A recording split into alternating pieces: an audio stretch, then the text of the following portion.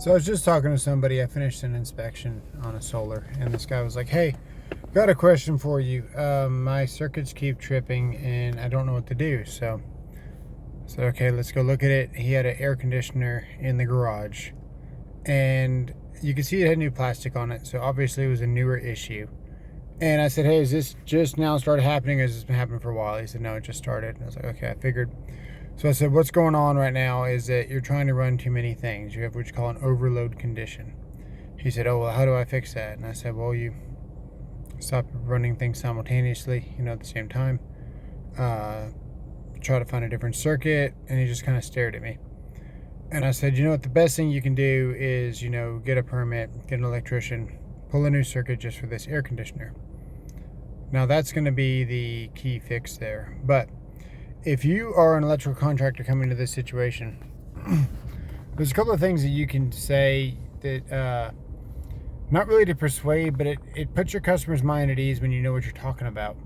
And it's pretty important to put your customer's mind at ease when you first get there. You want to convey that you know exactly what's going on. You want to let them know you can solve their problem.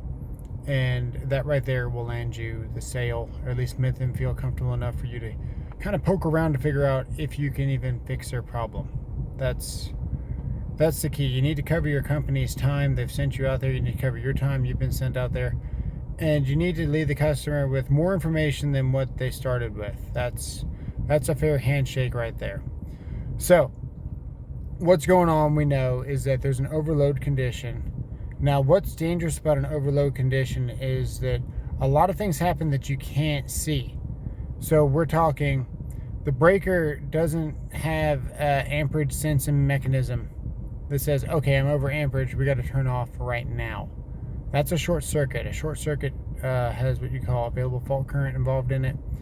And a lot of current goes to that breaker, way more than 20 amps, thousands of amps. And it trips that breaker instantly, hopefully, okay? Now, for a situation, you have three outcomes for electrical, okay? Number one, the breaker is going to trip. That's the preferred one. Number two, the wire gets so hot that it melts those connections in half, stops that load from pulling. That's probably why you're here. Number three is going to be a fire, okay? You can tell your customer that. That's factual. What you can't tell your customer is, if we don't fix this, your house is going to burn down. That's not fair. That's shady. That's not what this channel is about. That's not what anybody should be about. Customers, someone tells you that, kick them out. Okay. So what you're going to say to convey that information without saying the word fire would be, electricity is like water and ice. Okay. You've got a sensible or a latent heat change, which just means a state, pretty much, or it stayed the same state but the temperature changed. So what you have is 32-degree ice. Now you got a 32-degree puddle, both the same temperature, but we had a state change. Okay, electricity is a lot like that. It's cool until it's not, and there's no real way of knowing when that point is.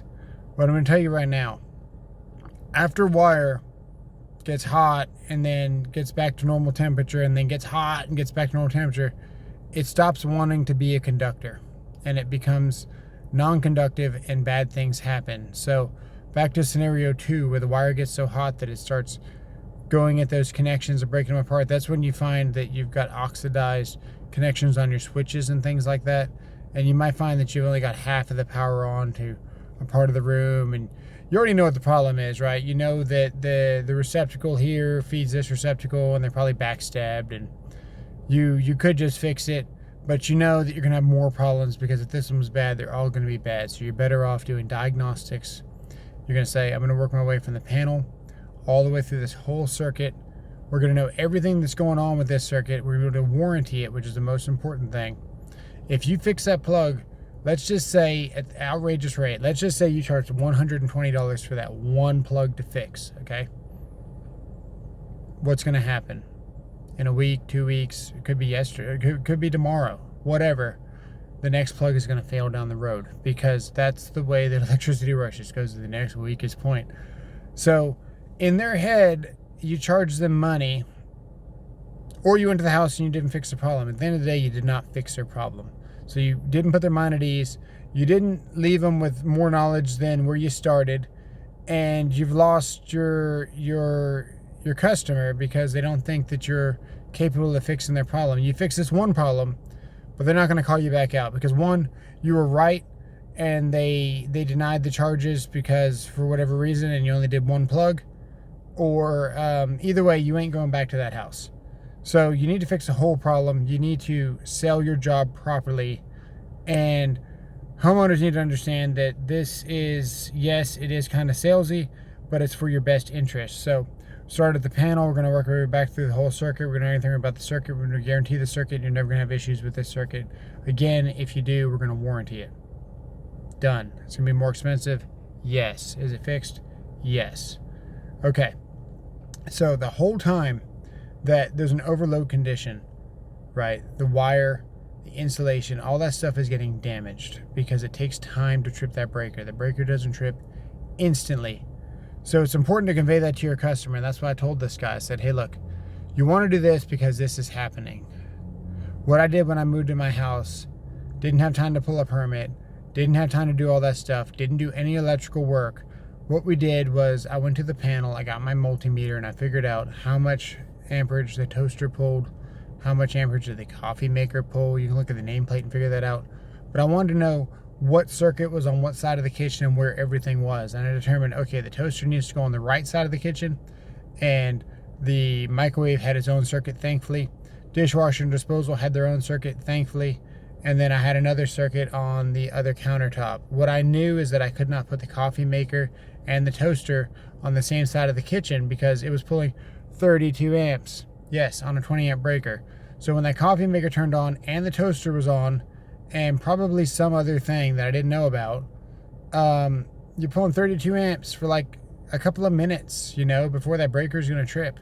And the whole time, that wire is only rated at the most, in general talking, 20 amps on that 12 gauge wire. So the whole time you're doing damage to your circuit, you're loosening your connections, and it's just a bad deal. And then one day, the breaker's not going to trip. What's going to happen? Hopefully you go to the second option, which would be that the wire gets so hot that it breaks itself from the connection. If you've got a good electrician that made up good joints, you're going to have a fire. Insulation is going to melt off the wire. It's going to go to ground. Breaker's not going to trip. It's going to heat up. Your heating element, when you put your electricity on a heating element, you've pretty much just got enough resistance to where it creates heat, and that's how the heating element heats up. It's a direct short, but there's enough resistance in between that to create heat and not instantly trip the breaker. When we go hand to hand on an electrical circuit, we are the load. That's why we get shocked. We don't instantly go pop because we have resistance in our body. So what happens is our organs are like pretty much cooking, so to speak. And depending on your path to ground or your path to the source will determine how badly you get shocked. It's all about not getting current across your heart. That's a whole nother statement, story, whatever. But you need to understand, you need to get your customer's mind at ease.